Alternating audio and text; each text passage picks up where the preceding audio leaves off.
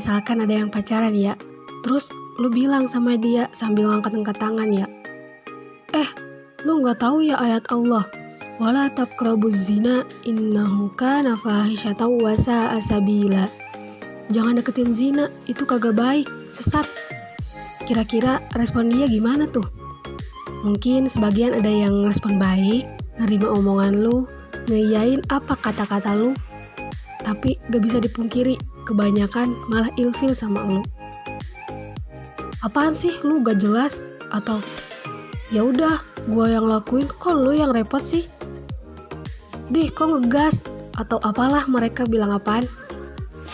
Hikmahnya apa tuh? Jadi gini teman-teman. Memang Allah Subhanahu wa Ta'ala memerintahkan kita menegakkan kebenaran dan melarang kemungkaran. Itulah yang di surat Ali Imran ayat 104 itu, yang artinya gini nih. Dan hendaklah di antara kamu ada segolongan orang yang menyeru kepada kebajikan, menyuruh yang ma'ruf dan mencegah dari kemungkaran, dan mereka itulah orang-orang yang beruntung. Nah, tapi sadar gak sih teman-teman, kalau sebenarnya dalam melaksanakan amar ma'ruf nahi mungkar ini, kita tidak bisa asal ceplos aja. Gak bisa tuh asal jalan. Gak bisa juga asal udah aja. Mungkin iya, kita ngerasa kalau kewajiban kita gugur karenanya. Tapi gak gitu teman-teman. Di dalam berdakwah ini, kita harus memperhatikan beberapa hal, agar selain pesan yang kita butuhkan sampai pada objeknya, yang kita dakwahi pun merasa nyaman akan keberadaan kita dan nilai-nilai yang kita sampaikan juga tersampaikan. Lalu, apa aja sih yang harus diperhatiin bagi seorang pendakwah, khususnya para dai-dai muda di era milenial ini? Oke, yang pertama, jangan berhenti menuntut ilmu. Al-Quran merupakan pedoman hidup kita semua, kitab suci umat Islam. Mempelajari Al-Quran itu sangatlah penting bagi para dai. Di dalam Al-Quran banyak sekali ilmu. Al-Quran adalah induk ilmu pengetahuan yang mengandung dasar dari semua ilmu yang dibutuhkan manusia. Dalam hal sosial, kebudayaan, rumah tangga, ekonomi, dan lain sebagainya. Semuanya telah diatur di dalam Al-Quran. Pun dalam sunnahnya, Allah mengutus Rasulullah sebagai suri tauladan. Maka dengan mempelajari sunnahnya, kita bisa tahu bagaimana gerakan sholat, bagaimana kita berwudu, bagaimana kita berinteraksi dengan teman, tetangga, bahkan dengan sesama makhluk selain manusia.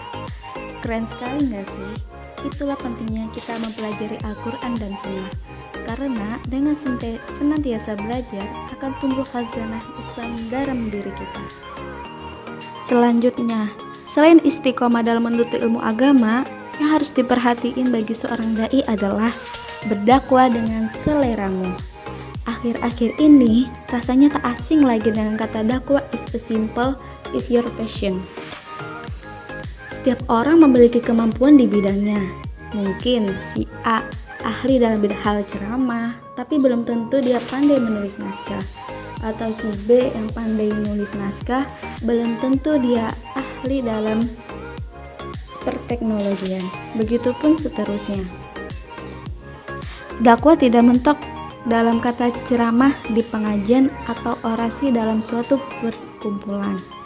Itu tidak teman-teman. Ceramah bukanlah tolak ukur berdakwah. Jika kemampuan kita pada bidang jurnalistik, maka berdakwahlah dengan tulisan kita.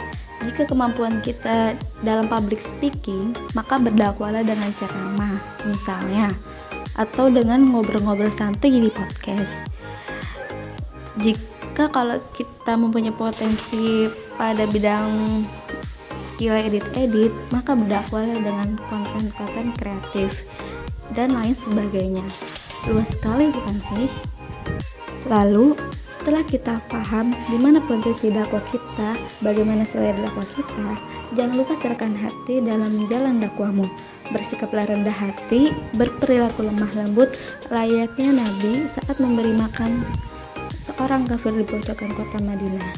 Mintalah pertolongan Allah, minta agar dikuatkan pundak-pundak kita.